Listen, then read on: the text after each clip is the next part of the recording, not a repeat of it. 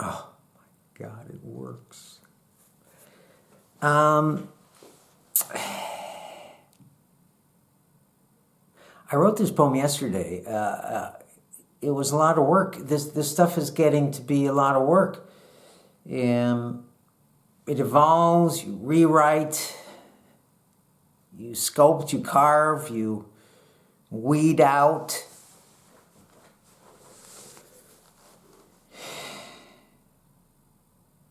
My son made a really nice drawing. I think I'll write a poem about it. It's a beautiful picture. It's on my desktop, actually. Can you see it?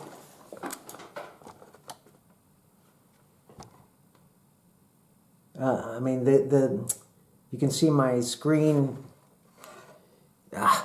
Shit. Yeah, well, you get an idea of what it is. There's a thing for the computer, that golden. Fuck it. Let's get serious here. What are the sounds that just happened? I think my confusion might be interesting when I'm recording my confusion and my haphazard shenanigans. Well, anyway, my son made that picture, and I was talking to my other son and that other son, the two sons, and my son said, "I don't know what I was thinking when I made it." And I said, "Well, you don't have to know what you're thinking when you make something, when you make a piece of art." Same goes for this one. I'm getting a sneaking suspicion, though. However, I'll let you figure it out.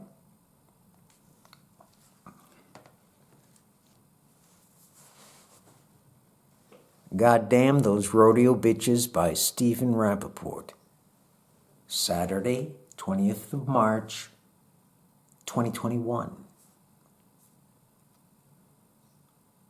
Slippery, sliding, slobbering onward, Casanova crapped out in a backroom game in a 5 and dime near the borderline in Pecos. That's Texas, you know.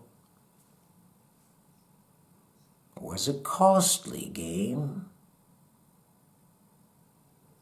He was making his exit in solemn dismay. He subtly called back to the lady player who fleeced him a goddamn blankety-blank. Well, that she-player happened to be mayor of Pecos, Texas. As he was reaching for the door, she shot him in the hand with her double-tap tactical pocket pistol, standard issue for all female mayors in small townships close to the border between Texas and you know where. "What'd you do that for?" said Casanova, holding the hole in his hand. As said, he had called that ovary-bearing player a blankety-blank in Pecos, Texas. That player, who was mayor, coldly, she ordered him to get out of town after his release from surgery.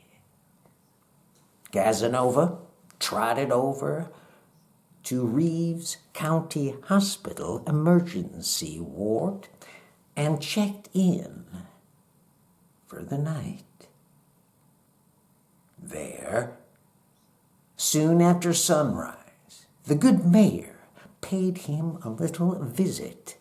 Didn't do any talking. Pulled back the crisp, highly starched top sheet and rode that doggy tight like she was old Mabel, you know? Mabel Strickland? Mabel DeLong Strickland? You know? Bareback.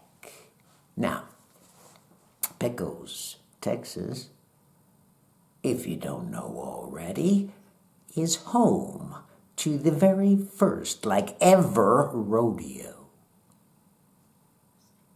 Respect! They finished, shall we say, in sync. The mayor slid off that now tamed bronc, walked down toward the door, opened it, did not look back. No, sir. The mayor looked toward the midday sun, whose light was fractured by the revolving glass door at Reeves' emergency entrance.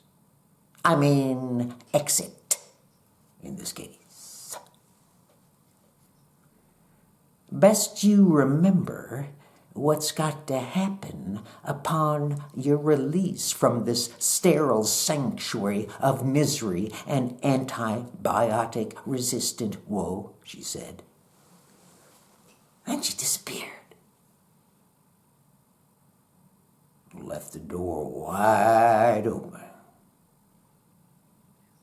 Casanova launched himself out of bed, set the revolving doors a-spinning, hitchhiked to Dallas, charmed a steward in first-class hospitality, and was gifted a free flight to Paris, France, not Texas, and eventually made it home to Monaco. Private suite, Casino Monte Carlo, where he knew the staff, where the players respected him as the winner he had always been. What they did not know was that he had fallen for that mayor. Not mayor, mayor, with a Y, mayor. Which brings me to ask, why? She who put a hole in his hand. Why was he in love with that blankety blank? Why? Why? I'll tell you why. The driving, steadfast, persevering power of her ride. And she gave a howl like he had never heard before. Deep, clean, pure, and so true. Couldn't get it out of his head. Kept catching mistaken glimpses of her at every turn, every casino, every bar, every brothel. She, a phantom, always in that cowboy hat, those breeches, and those spurs. Many inquired about the scar in Casanova's paw. 7 stitches. God damn those rodeo bitches.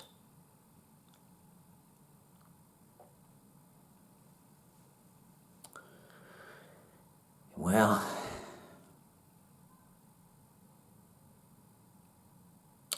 I guess you know what that's about. Until next time, Yeah, I think I hoped, I don't want to make any promises, but I think I'll write a poem about that picture that you saw. We call, If I Have a Dog, I would name it Steve. Have a good day.